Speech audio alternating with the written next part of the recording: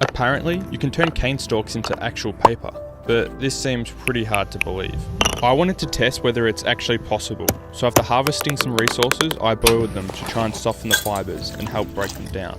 Next, I needed to turn it into a pulp, so my bright idea was to use a blender, which ended in disaster.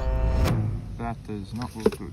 But after studying the expert, I realised that I can grind the fibres the old-fashioned way, so I tried my best to break them down as much as possible. And after a couple of hours, things were finally looking back on track. However, in order to form this pulp into a thin sheet, I need to collect it after it's been dispersed in water. So I made something called a mould and decal, which uses a screen to filter out the broken down particles. And I was very optimistic with how this was looking, but the next day that hope was quickly crushed. Well, I'm not turning that into a book. But to honour the sacrifice of my blender, I refused to give up.